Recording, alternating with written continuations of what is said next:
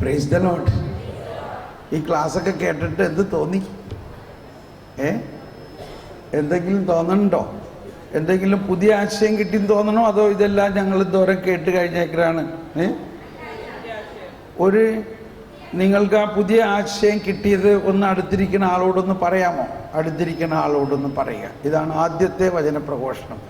ഈ ക്ലാസ്സിൽ, ഇന്നത്തെ ക്ലാസ്സിൽ മാത്രം, വേറെ നമ്മുടെ ഒന്നും പറയരുത്. ഇന്നത്തെ ക്ലാസ്സിൽ കേട്ട ഇന്ന കാര്യങ്ങൾക്ക് എനിക്കൊരു പുതിയ ഉൾക്കാഴ്ച കിട്ടിയെന്ന് അടുത്തിരിക്കുന്ന ആളോടൊന്ന് പങ്കുവെച്ച്.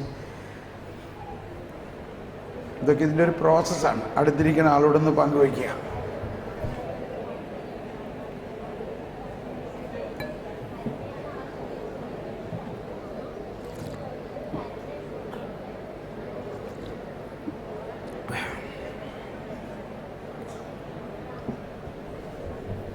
ചിലവരൊന്നും കിട്ടാത്തമായിട്ടിരിക്കുന്ന എന്താ ഒന്ന് പറയേ. അടുത്തിരിക്കുന്ന ആളോട്, പുറകുവശത്തിരിക്കുന്ന ആളോട് പറയാം, മുൻപിലിരിക്കുന്ന ആളോട് പറയാം, അടുത്തിരിക്കുന്ന ആളോട് പറയാം, ഇടതുവശത്തിരിക്കുന്ന ആളോട് അങ്ങനെ 4 പേരോട് വേണമെങ്കിൽ നിങ്ങൾക്ക് പറയാം. 4 പേരോട് പറഞ്ഞോ. ഇനി 1-2 പേര് ഇവിടെ വന്നിട്ട് എന്താണ് നിങ്ങളോട് അവർ പറഞ്ഞതെന്നും നിങ്ങൾ എന്താ പറഞ്ഞതെന്നുള്ളതൊന്ന് പറയും. 1-2 പേരൊന്നും ഇവിടെ വന്നേ, വേഗം ഓടി വായോ. ഇത് നിങ്ങൾക്ക് വചനം പ്രഘോഷിക്കാനൊരു ചാൻസും കൂടി കിട്ടുകയാണ്. നിങ്ങൾ ഇന്ന് കേട്ട കാര്യങ്ങൾ അടുത്തിരിക്കുന്ന ആൾ നിങ്ങളോട് എന്താ പറഞ്ഞത്, നിങ്ങൾ അവരോട് എന്താ പറഞ്ഞതും പിന്നെ എന്തെങ്കിലും ചേർത്ത് ഇന്നത്തെ ഈ ക്ലാസ്സിൻ്റെ ആസ്പദമാക്കി നിങ്ങൾക്ക് കിട്ടിയ ഉൾക്കാഴ്ച 1-2 പേരൊന്ന് ഓടി വന്ന് പറഞ്ഞേ. വളരെ എളുപ്പം. അടുത്തിരിക്കുന്ന ആൾ എന്താ നിങ്ങളോട് പറഞ്ഞത് പറയാം.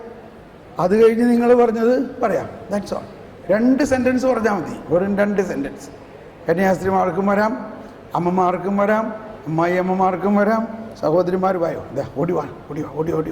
ഇവിടെ വന്ന് ലൈനിൽ നിൽക്കാവുന്നതാണ്. പെട്ടെന്ന് ഇതിൻ്റെ ഒരു പ്രത്യേക ആവശ്യമായൊരു കാര്യമാണ്. Yes, please come. അനിത, ഞാൻ വളരെയേറെ പ്രാവശ്യം കരുണയുള്ളവർ ഭാഗ്യവാന്മാർ, അവർക്ക് കരുണ ലഭിക്കും, ഈ വചനം ഒരുപാട് പ്രാവശ്യം കേട്ടിട്ടുണ്ടെങ്കിലും ഇന്ന് ബ്രദർ ഇവിടെ പ്രഘോഷിച്ചപ്പോൾ കരുണയെപ്പറ്റി എനിക്ക് പുതിയ നല്ലതായ ഒരു ഉൾക്കാഴ്ച, ഈശോ ആഗ്രഹിക്കുന്ന രീതിയിലുള്ള ഒരു ഉൾക്കാഴ്ച എനിക്ക് ലഭിച്ചു.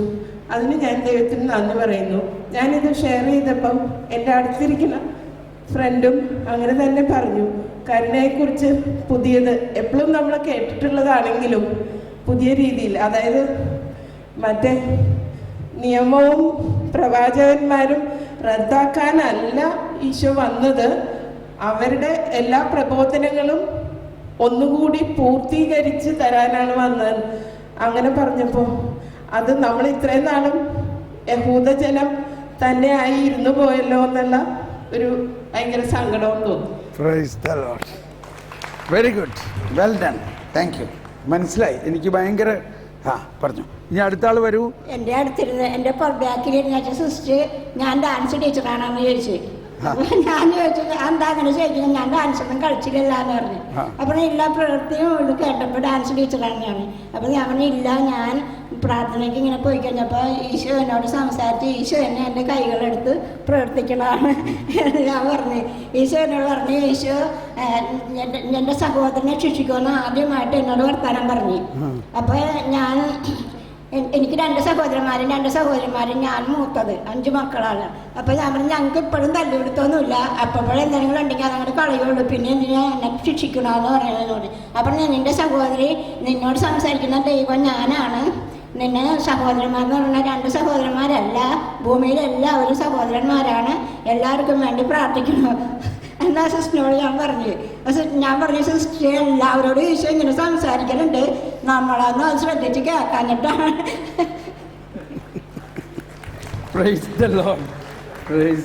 Thank you. ഇനി വരുക. ഇപ്പോൾ 2 സഹോദരിമാർ വന്നു. അപ്പോൾ സഹോദരന്മാരും വരണം, സിസ്റ്ററും വരണം. ഓടിപ്പോരെ സിസ്റ്റർ, ഇവിടെ വന്ന് ഇരിക്കാം. Please take your chair. Price the Lord. സഹോദരങ്ങളെ, എനിക്ക് കിട്ടിയ ഉൾക്കാഴ്ച ഇന്നത്തെ ഈ വചനപ്രഘോഷത്തിലൂടെ, ഈ ഏദൻ തോട്ടത്തിൽ വെച്ച് ഹവ്വ നിയമം ലംഘിച്ചു. അപ്പോൾ ശരിക്കും പറഞ്ഞാൽ പാപം ചെയ്തു. അത് എൻ്റെ പരിണിത ഫലം അതിൻ്റെ കുറച്ച് ഭർത്താവിനും കൊടുത്ത് വെച്ചാൽ ഹവ്വായ്ക്ക് ആദത്തിനും കൊടുത്ത് അതിലൂടെ മനുഷ്യൻ ശിക്ഷയിലേക്ക് വിധിക്കപ്പെട്ടു, അല്ലെങ്കിൽ മരണത്തിലേക്ക് നയിക്കപ്പെട്ടു. പക്ഷേ ഇപ്പോൾ ബ്രദറിൻ്റെ ഈ ക്ലാസ്സിലൂടെ എനിക്ക് പെട്ടെന്ന് മനസ്സിലായത്, അപ്പം ദൈവം ശിക്ഷിക്കുകയല്ല ചെയ്തത്, രക്ഷിക്കാൻ വേണ്ടിയാണ്. അതായത് ദൈവം അത് കണ്ടു നിൽക്കായിരുന്നു. ഹവ്വ പാപം ചെയ്യുമെന്നും അതിൻ്റെ കുറച്ച് ഭാഗം ആദത്തിന് കൊടുക്കുമെന്നും ദൈവത്തിന് അറിയാമായിരുന്നു. ദൈവം എന്താ കണ്ണടച്ച് നിന്ന് കളഞ്ഞു. പക്ഷേ എന്തിനു വേണ്ടിയാണ്? മനുഷ്യന് കരുണ കൊടുക്കാനും സ്വന്തം പുത്രനെ നൽകാനും വേണ്ടി ആയിരുന്നു അത്. ആ പുത്രനിലൂടെ നമ്മളെല്ലാം രക്ഷയിലേക്ക് വന്നു. അതായത് കരുണക്കടലാണ് ദൈവം എന്നുള്ള ഒരു ബോധ്യം എനിക്ക് കിട്ടി. ദൈവത്തിന് നന്ദി. Price the Lord. ഏതേൻ തോട്ടത്തിൽ നിന്ന് അവരെ പുറത്താക്കിയ കാര്യം മനസ്സിലായോ? ഏതേൻ തോട്ടത്തിൽ നിന്ന് അവരെ പുറത്താക്കിയത് എന്തുകൊണ്ടെന്ന് വെച്ചാൽ ജീവന്റെ വൃക്ഷത്തിൽ നിന്ന് വീണ്ടും അവർ ഭക്ഷണിച്ച് അമർത്യരാകാതിരിക്കാൻ വേണ്ടി എന്നുള്ള ബോധ്യം കൂടി കിട്ടി. അമർത്യരായാൽ എന്ത് പറ്റും? പാപത്തിൽ തന്നെ വീണ്ടും അവൻ കടന്നു പോകും. പാപത്തിൽ അവൻ വീണു പോകും. പിന്നെ രക്ഷയില്ല, പിന്നെ രക്ഷിക്കാൻ പറ്റില്ല. അപ്പോൾ അതുകൊണ്ട് ദൈവത്തിന്റെ കരുണയാണ് അവിടെ പ്രവർത്തിച്ചത്. Price the Lord. Thank you. Praise the Lord. എന്നെ ദൈവം ഇതിനു വേണ്ടി വിളിക്കുകയാണെന്ന് തോന്നി ഞാൻ എഴുന്നേറ്റപ്പോൾ മറ്റേ ബ്രദർ വന്നു. എങ്കിലും ഞാൻ പുറകോട്ട് പോയില്ല. ബ്രദർ എന്നെ മുമ്പോട്ട് തന്നെ നയിച്ചു. പരിശുദ്ധാത്മാവ് നയിച്ചു തന്നെയാണ് ഞാൻ ഇന്നിവിടെ എത്തിയതെന്നുള്ള വലിയ ബോധ്യം. അതിലുപരി ഒരിക്കലും കിട്ടാത്തൊരാശയം ഇന്ന് കിട്ടിയത് ഉൽപ്പത്തിയിലെ ആ കരുണയുടെ ഒളിഞ്ഞിരിക്കുന്ന വശം. അതിലെനിക്ക് ബ്രദറെ മുഴുവനാക്കിയില്ലെങ്കിൽ പോലും അതിൻ്റെ ഒരു ഉൾക്കാഴ്ച എനിക്ക് ഈശോ തന്നു. അതായത് ഞാൻ ചിന്തിച്ചത്, അവർ ഇല കൊണ്ട് മറയ്ക്കുന്ന സമയത്ത് ദൈവം തുകലെടുത്ത് കൊടുത്ത് അവരെ സംരക്ഷിച്ചതിൻ്റെ കുഞ്ഞാടിൻ്റെ തുകല് എന്ന് പറയുമ്പോൾ ഈശോ അത് ചെയ്യാനിരിക്കുന്ന മരിച്ച് ജീവൻ അർപ്പിക്കുന്ന ആ ഒരു പ്രതീകാത്മകമായ ഒരു പ്രവൃത്തിയാണ് അവിടെ നടന്നതെന്ന് കൂടുതൽ ചിന്തിക്കാനും അത് വെളിപ്പെട്ട് കിട്ടാനും എനിക്ക് ഇടയായി. അതോട് കൂടെ തന്നെ മറ്റൊന്ന്, സിനഗോഗിലിരുന്ന് പ്രസംഗിച്ചു എന്ന് ബ്രദർ എടുത്തെടുത്ത് പറഞ്ഞപ്പോൾ അവിടെ ഒരു രണ്ടും തമ്മിലുള്ള പുതിയ നിയമവും പഴയ നിയമവുമായിട്ടുള്ള ആ ഒരു വേർതിരിവിൻ്റെ ഒരു പ്രത്യേക ബിന്ദുവായിരുന്നു അതെന്ന് മനസ്സിലാക്കാൻ സാധിച്ചു. അതിലുപരി എനിക്ക് കിട്ടിയ ഉൾക്കാഴ്ച, ഞാൻ എപ്പോഴും പഴയ നിയമത്തിലുമൊക്കെ കടിച്ചു തൂങ്ങി നിൽക്കുന്ന ഒരു സ്വഭാവ രീതി എനിക്കുണ്ട്. അത് വിട്ടിട്ട് സ്നേഹത്തിൻ്റെ നിയമത്തിലേക്കാണ്, കർത്താവിൻ്റെ കരുണയിലേക്കാണ് ഞാൻ കൂടുതലും നീങ്ങേണ്ടതെന്നുള്ള വ്യക്തിപരമായൊരു ഉൾക്കാഴ്ച എനിക്ക് കിട്ടി. മറ്റു ഒത്തിരി ഉൾക്കാഴ്ചകൾ ഈശോ തന്നിട്ടുണ്ട്. എല്ലാം പങ്കുവയ്ക്കുവാൻ എല്ലാവരുടെ കയ്യിലും ഇഷ്ടം പോലെ സ്റ്റോക്ക് ഉണ്ട്. അതുകൊണ്ട് ഞാനിവിടെ നിർത്തുകയാണ്. നന്ദി. Price the Lord. ഇതാണ് കർമ്മലിത്താക്കാരുടെ യഥാർത്ഥ സ്പിരിച്വാലിറ്റി. യോഹന്നാൻ ക്രൂസും അമ്മ ത്രേസ്യയും കൊച്ചു ത്രേസ്യയും ഒക്കെ എന്താ പറയണേ ഇല്ലേ? ഒരു അപ്പാപ്പൻ മേനാച്ചേരിയാണ്.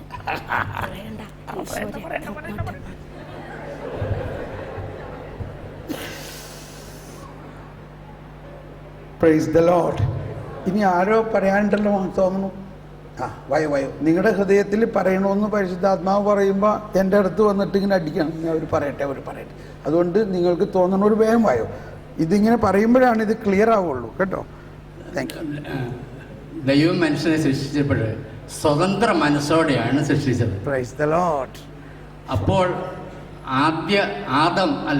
ഹവ്വ അല്ലെങ്കിൽ ആദ്യ പാപം ചെയ്തപ്പോൾ അത് വിലക്കാൻ ദൈവം മനസ്സായില്ല. പക്ഷേ അതേ സമയം തന്നെ ദൈവം തീരുമാനിച്ചു ഇവരെ അതിൻ്റെ പാപത്തിൻ്റെ അനന്തരഫലത്തിൽ നിന്ന് രക്ഷിക്കണം. അതെന്താണ് വഴി? തൻ്റെ പുത്രനെ തന്നെ അതിനായി നൽകി. അതിന് മുമ്പേ തന്നെ ലോകസ്ഥാപനത്തിന് മുമ്പേ തന്നെ തീരുമാനിച്ചതാണ്. രണ്ടാമത്തത്, അവിടെ രണ്ട് കാര്യങ്ങൾ ദൈവം കൂടുതലായിട്ട് ചെയ്തു. ഒന്ന്, അവൻ ആ പാപാവസ്ഥയിൽ ഇരിക്കുമ്പോൾ അവന് ഇമ്മോർട്ടാലിറ്റി കിട്ടരുത്. അതുകൊണ്ട് അവൻ ആ ജീവന്റെ വൃക്ഷത്തിൽ നിന്ന് ഫലം എടുക്കാനുള്ള അവസരം തന്നെ കർത്താവ് ഇല്ലാതാക്കുകയാണ്. അവനെ അതിൽ പരദീസായിരുന്ന പുറത്താക്കുക വഴി അവനെ രക്ഷിക്കുകയായിരുന്നു. രക്ഷയുടെ കവാടം തുറക്കുകയായിരുന്നു. രണ്ടാമത്തത്, ഏറ്റവും പ്രധാനപ്പെട്ടതായിട്ട് എനിക്കൊരു ചിന്ത കിട്ടിയത് കരുണ പാപത്തേക്കാൾ ഏറ്റവും വലുതാണ്. ഈ കാര്യം നമ്മൾ മറ്റുള്ളവരോട് പറയുന്നതിൽ വേണ്ടത്ര ഫലിച്ചിട്ടില്ല എന്ന് എനിക്ക് തോന്നുന്നുണ്ട്. പ്രധാന കാര്യം, ഈ 2015 തന്നെ ക്രിസ്ത്യാനികൾ, കത്തോലിക്കർ ആത്മഹത്യ ചെയ്തിട്ടുണ്ട്. അത് ഈ കാര്യം കരുണ പാപത്തേക്കാൾ വലുതാണെന്നുള്ള കാര്യം അവർ ശരിക്കും മനസ്സിലാക്കിയിരുന്നെങ്കിൽ അങ്ങനെ ഒരു സംഭവം ഉണ്ടാകുകയില്ലായിരുന്നു.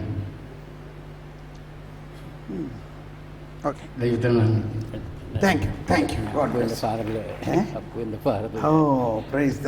അപ്പു ഡോക്ടറിന്റെ ഫാദറിലാണ്. നമുക്ക് പ്രത്യേകിച്ചൊന്ന് പ്രാർത്ഥിക്കാം. കർത്താവേ നന്ദി, യേശുവേ നന്ദി. Thank you very much.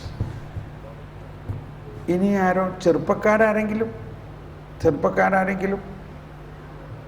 സഹോദരിമാരെങ്കിലും ആരോ 1-2 പേര് കൂടി വരാനുള്ള മാതിരി തോന്നുന്നു. വരാം മറ്റുള്ളവർക്കും വരാം. നിങ്ങൾ വന്ന് ഇവിടെ ലൈനിൽ നിൽക്കുകയാണെങ്കിൽ നല്ലതാ. Please come. ഇപ്പം ഇങ്ങനെ പങ്കുവെച്ചപ്പോൾ കുറേയും കൂടി ക്ലിയർ ആയോ ഇല്ലയോ? ക്ലിയർ ആയോ? അതാണ്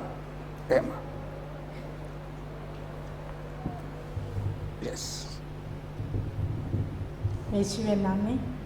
എനിക്ക് ബ്രദർ സംസാരിച്ചപ്പോൾ എനിക്ക് കൂടുതൽ ആഴപ്പെട്ടത്, ഒരു അമ്മയുടെ വയറ്റിൽ ഒരു ശിശു കിടക്കുമ്പോൾ ആ കുഞ്ഞിന് രക്തവും വെള്ളവും എല്ലാം അമ്മയിൽ നിന്നും ലഭിക്കുന്നു. ആ കുഞ്ഞ് സന്തോഷത്തോടുകൂടി എവിടെയാണെന്ന് പോലും അറിയില്ല. പക്ഷെ വളരെ ഹാപ്പിയായിട്ട് അതിനാവശ്യമുള്ളതെല്ലാം ആ ദൈവം കാത്ത് സംരക്ഷിക്കുന്നു. അതുപോലെ നമ്മളിപ്പോൾ അമ്മയുടെ ഉദരത്തിന് വെളിയിലാണെങ്കിലും ഈ ലോകത്തിൽ, ഈ പ്രപഞ്ചത്തിൽ ആകുമ്പോൾ ആ ദൈവത്തിൽ നിന്നുള്ള ആ സൂര്യപ്രകാശം, ആ പ്രകാശം കിട്ടുമ്പോൾ നമുക്ക് ആ ജീവനും ആ പ്രകാശവും വെള്ളമെല്ലാം യേശുവിൻ്റെ ആ രക്തവും വെള്ളവും ഹൃദയത്തിൽ നിന്ന് കുന്തം കൊണ്ട് തുറന്നപ്പോൾ ആ ഹൃദയത്തിൽ നിന്നൊഴുകിയ ആ വെള്ളവും രക്തവും നമുക്ക് നൽകിക്കൊണ്ടിരിക്കുന്നു. ആ കരുണാർദ്രമായ സ്നേഹം അതാണ് എന്നെ കൂടുതൽ സ്പർശിച്ചത്. അതുപോലെ നമുക്ക് ആ രക്തവും വെള്ളവും ആത്മീകമായ ആ വിശുദ്ധ കുർബാനയിലൂടെ നമുക്ക് ലഭിക്കുന്നത് മാത്രമല്ല, ഈ നമ്മുടെ ശരീരത്തിൽ ഈ ലോകത്തിൽ നമുക്ക് എന്തെല്ലാം ആവശ്യമുള്ളതെല്ലാം നമ്മുടെ അധ്വാനത്തിൻ്റെയോ നമ്മുടെ ഭാഗ്യമോ കൊണ്ട് ഒന്നുമല്ല, ദൈവം തൻ്റെ കുഞ്ഞുങ്ങൾക്ക് ഇങ്ങനെ വാരി കോരി കൊടുക്കുന്ന അനുഭവത്തിലേക്ക് നയിക്കുമായിരുന്നു. ഈ കട്ടൻ ഇവിടെ ഉള്ളത് റെഡ് കട്ടനാണെന്ന്, പക്ഷേ ഞാൻ കണ്ണടയ്ക്കുമ്പോൾ എനിക്കതൊരു ബ്ലൂ ആയിരുന്നു. എൻ്റെ അന്തരീക്ഷം മുഴുവൻ ഒരു ബ്ലൂ ആയി തോന്നുന്നു. ഇതാണ് റഹാമീം എന്ന് പറഞ്ഞ എന്താ? അമ്മയുടെ ഗർഭം. അതാണ് കർത്താവിൻ്റെ കരുണ, ഇല്ലേ? അതെ, അങ്ങനെയാണ് എനിക്ക് മനസ്സിലായത്. അനുഭവത്തിലേക്ക് വന്നു. Thank you, God bless you. അതിനെ അല്പം കൂടി ചിന്തിക്കുകയാണെങ്കിൽ ഞാൻ പറഞ്ഞു, ഈ നമ്മുടെ ആത്മീയത മുഴുവനും താങ്ക് യു ഒന്ന് കൈയടിച്ച്. വളരെ പ്രധാന ഒരു കാര്യമാണ്. നമ്മൾ തിരുരക്തം തളിക്കണേ, തിരുരക്തത്തിൽ കുളിക്കണേ, ഇതെല്ലാം പറയുമ്പോൾ ശ്രദ്ധിക്കണം. വളരെ വളരെ കരുണയുടെ കടലാണ്. വലിയ വിസ്മരണീയമായ കാര്യമാണ് ഈ തിരുരക്തവും വെള്ളവും ഹൃദയത്തിൽ നിന്ന് ഒഴുകുന്നത്. ഇപ്പോൾ ആ റഹാമിങ് എന്ന അവസ്ഥ ഇപ്പോൾ അമ്മമാർക്കും എല്ലാം അറിയാം. ഒരു കുഞ്ഞിനെ പ്രസവിക്കുമ്പോൾ ആ ഗർഭത്തിൽ നിന്ന് വരുന്ന വെള്ളവും രക്തവുമാണ്. അതാണ് പ്രസവ സമയത്തുണ്ടാകുന്നത്. ഇത് തന്നെയാണ് ഈശോയുടെ ഹൃദയം തുറന്നപ്പോൾ സഭയെ പ്രസവിച്ചു. മനുഷ്യവംശത്തിന് രക്ഷ പ്രസവിക്കപ്പെട്ടു. മനുഷ്യവംശത്തിന് കരുണ പ്രസവിക്കപ്പെട്ടു. അത് ആ ഹൃദയത്തിൽ നിന്നൊഴുകുന്ന വെള്ളവും ജലവും അങ്ങനെ വളരെ വലിയ വിസ്മയനീയത അടങ്ങിയിട്ടുള്ളതാണ്. Thank you. Praise the lord. Yes, praise the lord. എൻ്റെ പേര് ആൻ്റണി എന്നാണ്. എനിക്ക് ബ്രദറിൻ്റെ ഈ ലെക്ചറിൽ നിന്ന് മനസ്സിലായത്, പുതിയ നിയമവും പഴയ നിയമവും തമ്മിലുള്ള വ്യത്യാസം ഇതുവരെ എനിക്ക് മനസ്സിലായിരുന്നില്ല. കൽപ്പനയും കരുണയും, യേശുവിൻ്റെ ഓരോ പ്രവൃത്തിയിലും ഓരോ സംസാരത്തിലും കരുണയാണ് കാണുന്നത്. ഈവൻ കുരിശുമേൽ കിടന്ന് നമ്മൾക്ക് വേണ്ടി പിതാവ് അയച്ച് കഷ്ടപ്പാടും വേദനകളും സങ്കടങ്ങളും അപമാനങ്ങളും എല്ലാം സഹിച്ച് 3 ആണിയാൾ കുരിശുമ്പോൾ തറച്ച് കിടക്കുമ്പോഴും പിതാവ് ഇവർ ചെയ്യുന്നത് എന്താണെന്ന് അറിയില്ല, ഇവരോട് ക്ഷമിക്കണമേ എന്നാണ് കർത്താവ് ഈ പിതാവിനോട് പ്രാർത്ഥിച്ചത്. അതുപോലെ നമ്മൾക്ക് ഇവിടെ എല്ലാ കുർബാനയുടെ സമയത്തും എത്തിക്കുന്ന കർത്താവ് ശിഷ്യന്മാരെ പഠിപ്പിച്ച പ്രാർത്ഥന എത്ര അർത്ഥവത്താണ് അതിൽ. അങ്ങനെ ഓരോ കാര്യങ്ങളും ബ്രദറിൻ്റെ ഈ ക്ലാസ്സിൽ എനിക്ക് വളരെയധികം കാര്യങ്ങൾ, കരുണയെപ്പറ്റി, കരുണയില്ലാത്തൊരു മനുഷ്യൻ മൃഗത്തിന് തുല്യമാണ്. ഞാൻ അത്രയും ഇതായിട്ട് പറയുകയാണ്, എനിക്ക് അത്രയ്ക്ക് ഇത് തോന്നുന്നു. നമ്മളിതുവരെയും കരുണയെപ്പറ്റി യേശു ഓരോ കാര്യത്തിലും യഹൂദന്മാർക്ക് വേണ്ടിയിട്ട് അന്ന് കൊടുത്ത കൽപ്പനകൾ അവർ പുച്ഛിച്ച് കണ്ട ബിംബവും കൊണ്ടൊക്കെ ചുറ്റിക്കറങ്ങി നടക്കുകയാണ്. മോശം മോളിൽ പോയപ്പോൾ കൽപ്പന മേടിക്കുക. ഇവിടെ വന്നപ്പോൾ ഇതാണ് മോശയ്ക്ക് ദേഷ്യമായി വലിച്ചെറിയണോ, അങ്ങനെ വലിയ ഇതൊക്കെ നടത്തി. അത് കൽപ്പനയായിരുന്നു, അതനുസരിക്കാത്തതിനുള്ള ശിക്ഷയായിരുന്നു. പക്ഷേ യേശു ഈ മഹാപാപം ചെയ്താലും കരുണയോടുകൂടി സ്നേഹത്തോടുകൂടി നമ്മളെ തമ്പുരാൻ്റെ അടുക്കലേക്ക് കൊണ്ടുവരികയാണ്. Okay, thank you. Very good. ശരിക്കും പറഞ്ഞത് മനസ്സിലായി. കൽപ്പനയും കരുണയും തമ്മിലുള്ള വ്യത്യാസം മനസ്സിലായിട്ടുണ്ടോ? ഇത് വലിയ ഒരു സ്കൂൾ ഓഫ് തിങ്കിങ് ആണ്, മനസ്സിലായോ? അത് പഠിക്കാൻ നമ്മുടെ ജീവിതം മുഴുവൻ ചെലവഴിക്കേണ്ടി വരും. ഓക്കെ, അപ്പോൾ ഇവിടെ ഇനി ഞാൻ കുറേ പ്രാക്ടിക്കലായിട്ട് ഇനി പറയാൻ പോവാം. ഇപ്പോൾ ഇവിടെ പറഞ്ഞ് അവസാനിച്ച ഒരു കാര്യം, അവിടെ കൽപ്പനയും ശിക്ഷയും വന്നു. യേശു കരുണയാണ്. അപ്പോൾ യേശു കരുണയോട് എന്ത് ചെയ്തു യേശു? അപ്പം അതിനൊരു ഉദാഹരണം ഞാൻ പറയാം. ഇപ്പം നമ്മളുടെ വീട്ടിൽ നമ്മുടെ മകൻ ഒരു തെറ്റ് ചെയ്തു, അല്ലെങ്കിൽ അവനെ പോലീസ് പിടിച്ചു. അവനിപ്പോൾ പോലീസ് സ്റ്റേഷനിൽ ജയിലിൽ കിടക്കുകയാണ്. ഈ വിവരം അറിഞ്ഞ ഉടനെ അമ്മയ്ക്ക് ബോധം കെട്ട് വീഴൊക്കെ ഉണ്ടാവില്ലേ? അമ്മ ബോധം കെട്ട് വീട്, അമ്മയുടെ മേത്ത് വെള്ളമൊക്കെ തെളിച്ച് അപ്പനമ്മേനെ പൊക്കിയെടുത്ത്, അപ്പം അമ്മ പറയാണ്, എൻ്റെ മോനെ എങ്ങനെയെങ്കിലും ജയിലിൽ നിന്ന് കൊണ്ടുപോയോ, എൻ്റെ മോനെ. അപ്പം പറയണം, നീ തൊട്ടി പറയണേ, അവൻ ഭയങ്കര വലിയ തെറ്റാണ് ചെയ്തത്, എനിക്കതൊന്നും അറിയണ്ട, എൻ്റെ മോനെ എനിക്ക് കാണണം പറയും. ഇപ്പൊ ഇവിടെ ഇനി കരുണയും നീതിയും തമ്മിലാണ്. ഇപ്പൊ നമ്മൾ പല പ്രാവശ്യം ഇവിടെ നീതിയെക്കുറിച്ച് പറഞ്ഞു. നീതിയുടെ വാതിൽ ഞങ്ങൾക്കായി തുറക്കണമേ, സ്വർഗരാജ്യവും അവിടുത്തെ നീതിയും അന്വേഷിക്കുക. അപ്പൊ അപ്പൻ 2 വശമാണ്. അവൻ എത്ര പ്രാവശ്യം അവനോട് പറഞ്ഞിട്ടുള്ളതാണ് ഇങ്ങനെയൊക്കെ ചെയ്യരുത്. അവൻ 2 ദിവസം അവിടെ കിടക്കട്ടെ. ചിലപ്പോൾ ഇങ്ങനെയും ചിലപ്പോൾ അപ്പന്മാർ വിചാരിക്കാറുണ്ട്. പക്ഷേ എങ്കിലും അമ്മമാർ ചിലവർ വിചാരിക്കാറുണ്ട്, പക്ഷെ ചിലവർ അങ്ങനെയല്ല, എനിക്ക് എന്തായാലും അവൻ എൻ്റെ മോനാണ്.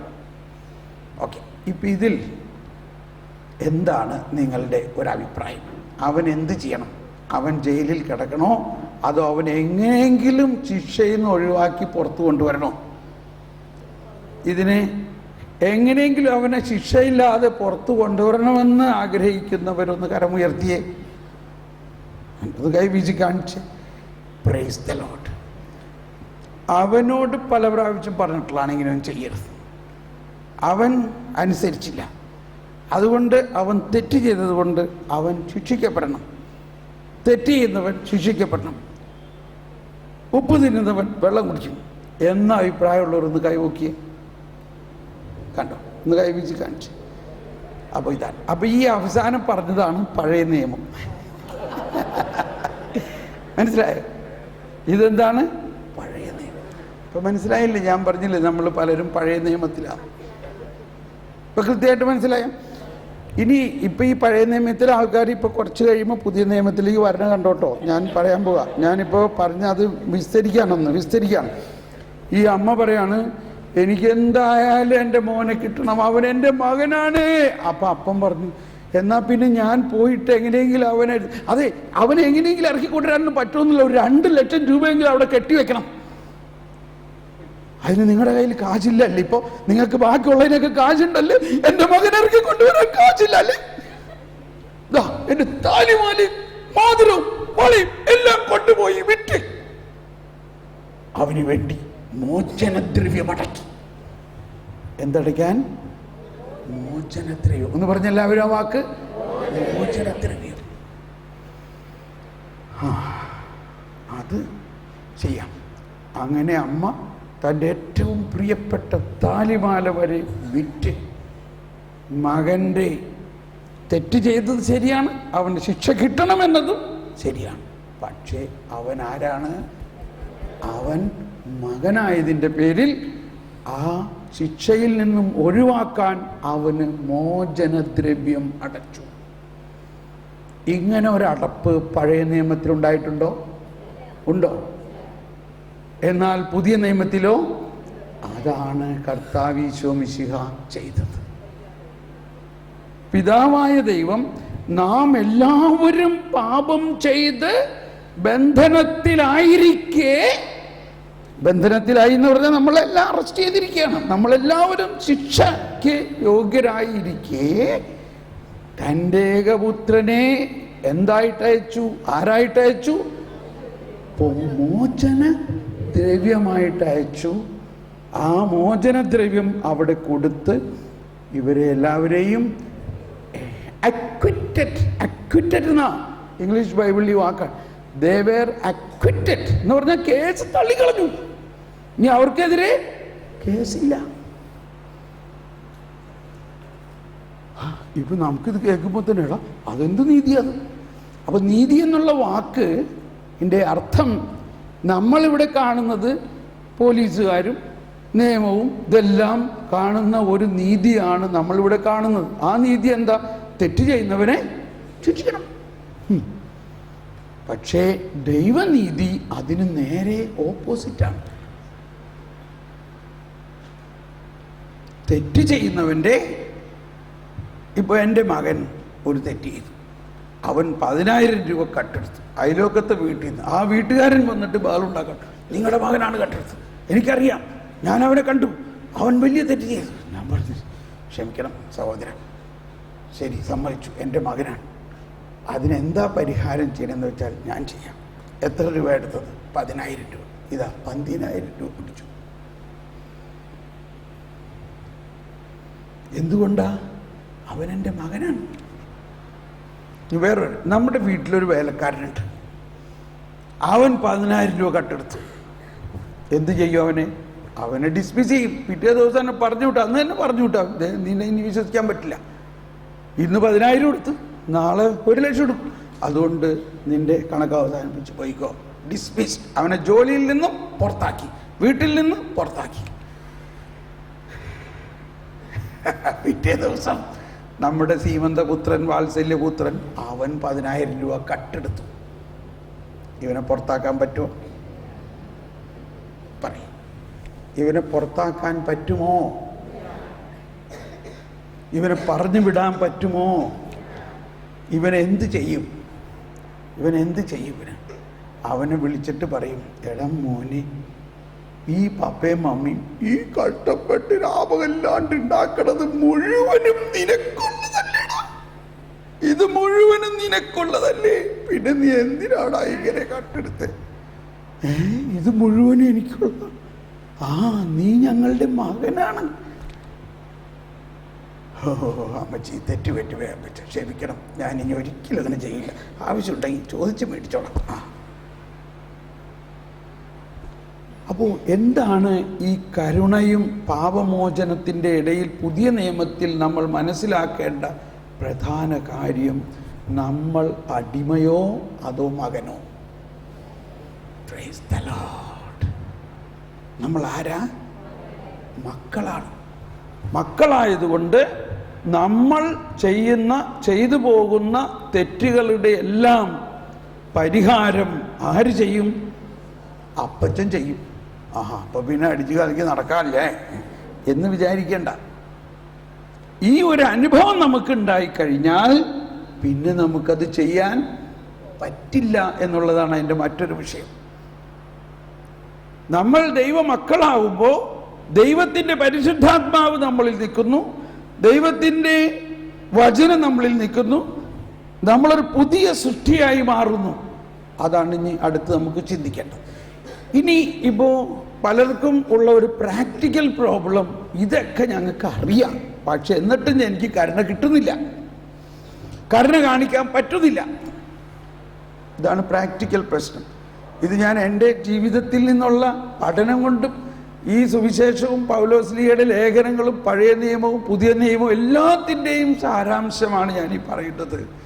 ഇതൊക്കെ നമുക്കറിയാമെങ്കിലും നമുക്ക് ഒരാൾ തെറ്റ് ചെയ്യണ കാണുമ്പോൾ ഉടനെ അവനെ വിടാൻ പറ്റില്ല. അവനെ ഉടനെ പിടിച്ചു നിർത്തി സമാധാനം ചോദിക്കണം, അവനെ ശിക്ഷിക്കണം. ഇതാണ് ഇത് ഞാൻ പറയണത്. ശ്രദ്ധിച്ച് കേട്ടോട്ടോ, ഒന്ന് കൈവീശി കാണിച്ച്. എങ്ങനെയാണ് ഈ കരുണ നമ്മിലേക്ക് ഒഴുകാൻ പോണത്? ഇന്ന് തന്നെ ഒഴുകും, ഇപ്പൊ തന്നെ ഒഴുകും. ഇപ്പൊ ഞാൻ പറഞ്ഞുതരാം അതിൻ്റെ ടെക്നിക്ക്.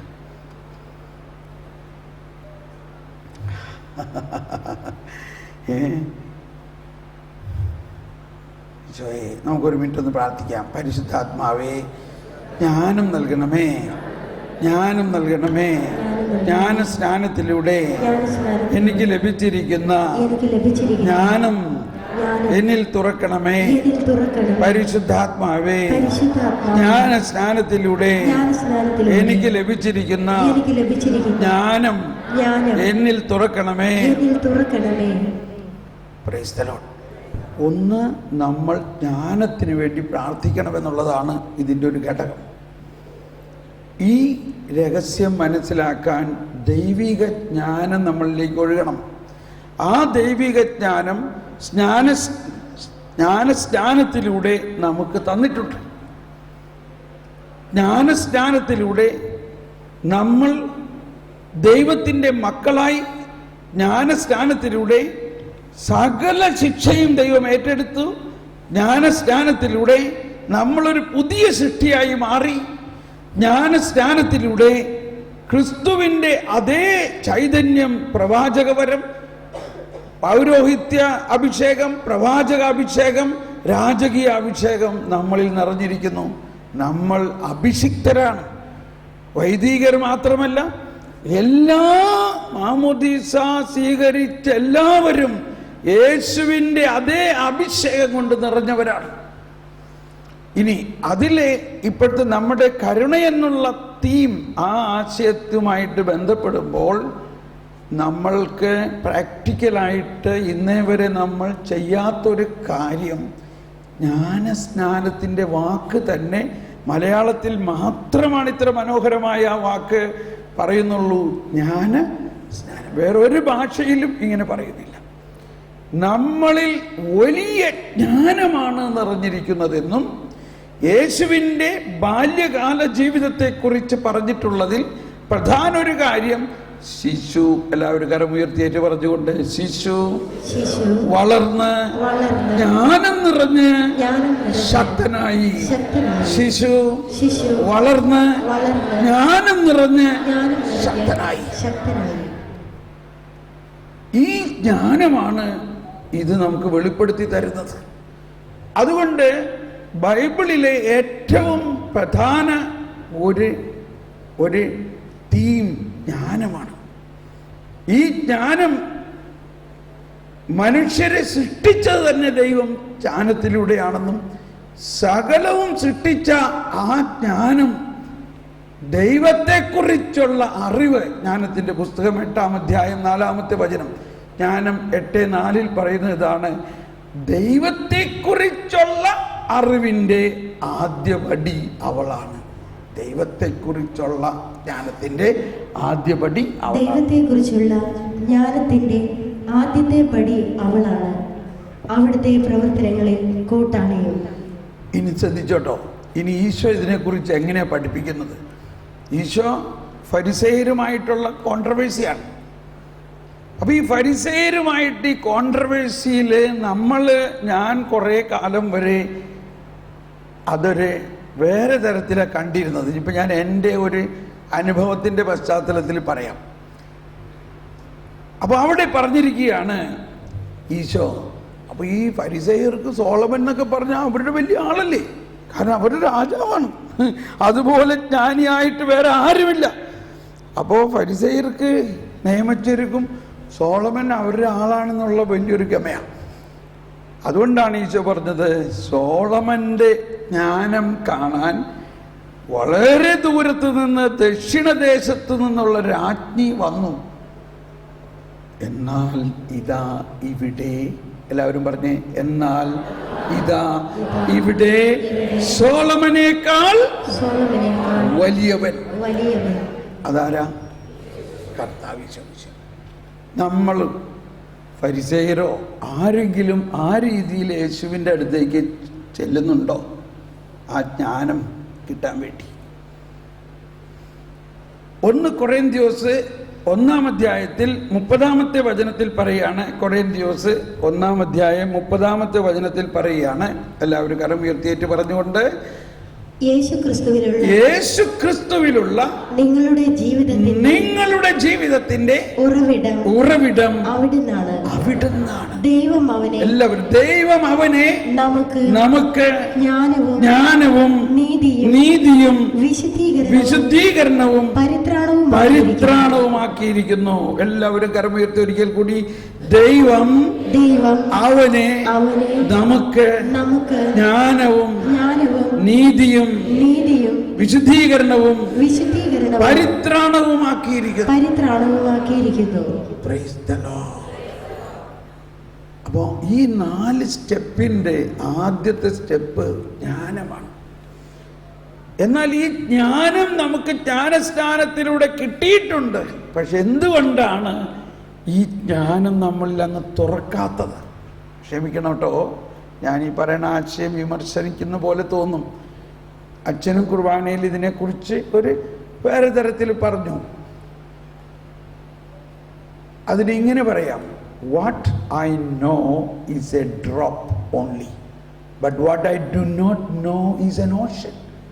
ഞാൻ അറിയുന്നത് ഒരു എല്ലോളമേ ഉള്ളൂ, എന്നാൽ ഞാൻ ഇനിയും അറിയാനുള്ളത് ഒരു കടലോളമാണ്.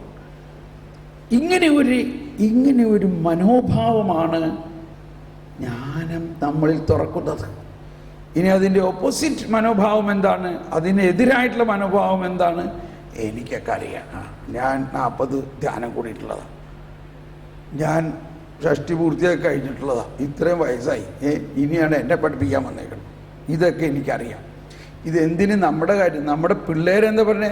മമ്മി യു ഡോണ്ട് നോ, ഇല്ലേ? പിള്ളേരെന്താ പറഞ്ഞേ? ഇല്ലേ? Mummy you don't know, I know.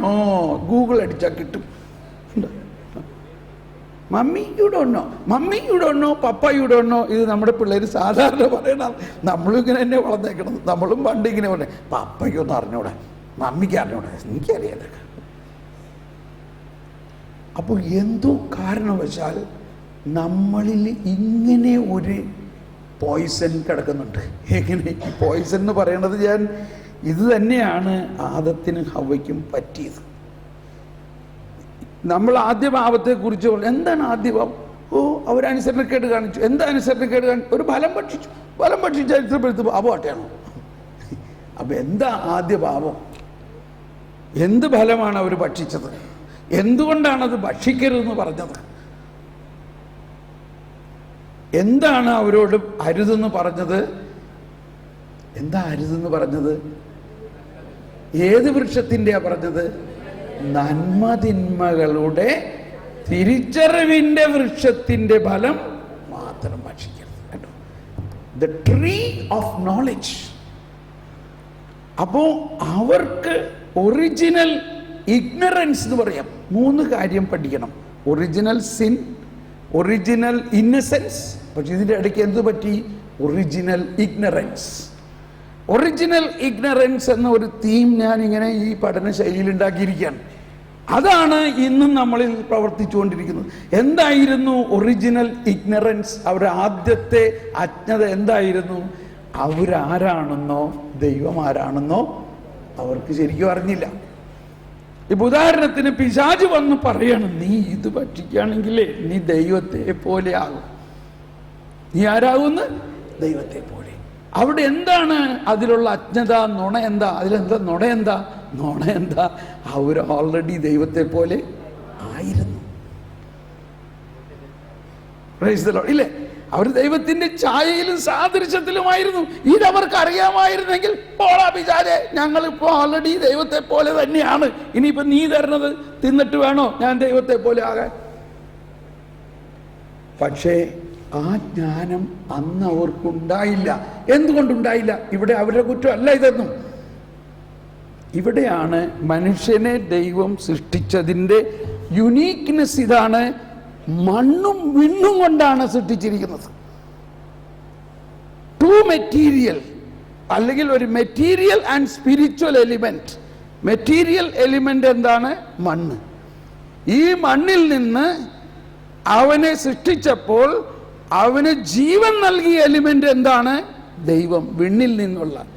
ഇതാണ് സൃഷ്ടിയിൽ ഏറ്റവും പ്രമാദമായ കാര്യം. ദൈവത്തിൻ്റെ സൃഷ്ടാകര പദ്ധതിയിൽ ഏറ്റവും വിഷമമുള്ള കാര്യം ഈ മർത്യതയെ, മർത്യമായ ശരീരവും അമർത്യമായ ആത്മാവും കൂടി സങ്കല്പിക്കുക എന്നുള്ളതാണ്. അതാണ് ദൈവം ചെയ്തത്. അത് ദൈവത്തിന് ആവശ്യമായിരുന്നു. കാരണം ഈ മനുഷ്യനിലൂടെയാണ് ഈ പ്രപഞ്ചത്തെ മുഴുവനും മാറ്റിമറിക്കാൻ ദൈവം ചെയ്യാൻ പോകുന്നത്. ഈ പ്രപഞ്ചത്തിന്റെ മണ്ണ് മുഴുവനും, ഈ മണ്ണെന്ന് പറഞ്ഞാൽ നമ്മൾ ഉദ്ദേശിക്കുന്ന മാതിരി മോശമല്ല, അത് വളരെ നന്മയുള്ളതാണ് മണ്ണ്. അതിന് ഏറ്റവും നല്ല ഉദാഹരണം, നിങ്ങളുടെ വീട്ടിലിരിക്കണ, അടുക്കളയിലിരിക്കണ ഒരു ചക്കക്കുരു കൊണ്ടുവന്ന് ആ മണ്ണിലൊന്ന് കുഴിച്ചിട്ടു. എന്ത് സംഭവിക്കും? 3-ാം ദിവസം അത് ഉയർത്തെഴുന്നേക്കും. ഭാഷ മനസ്സിലായോ? പക്ഷേ ഇത് നമ്മുടെ ചാക്കിൽ പൊതിഞ്ഞു വെച്ച പ്രയോജനം ഉണ്ടാവുമോ? മണ്ണിൽ എന്ത് വിത്ത് നട്ടോ അതോടനെ ഫലം പുറപ്പെടുവിക്കും. അങ്ങനെ മണ്ണ് വളരെ പ്രത്യേകതയുള്ളതാണ്. പക്ഷെ അതേ സമയത്ത് മണ്ണിൻ്റെതായ ഒരു ബലഹീനതയുണ്ട്. മണ്ണിൻ്റെതായ ഒരു ബലഹീനത. ആ മണ്ണിൻ്റെ ബലഹീനത ഒഴിവാക്കാൻ പറ്റുമോ? That is the natural property. അപ്പോൾ ഇവിടെ നമ്മൾ കാണേണ്ടത്, ശ്രദ്ധിക്കണേ, നിങ്ങൾ വളരെ വളർന്നവരാണെന്ന് എനിക്ക് മനസ്സിലാവുന്നുണ്ട്, അതുകൊണ്ടാണ് ഇങ്ങനെയുള്ളതൊക്കെ വരുന്നത്, കേട്ടോ. ശ്രദ്ധിക്കണേ, ഒന്ന് കൈവീശി കാണിച്ച്. ഉച്ചയ്ക്ക് ഊണ് കഴിഞ്ഞിട്ട് ഞായറാഴ്ച ദിവസമൊക്കെ ഉറങ്ങണ ദിവസം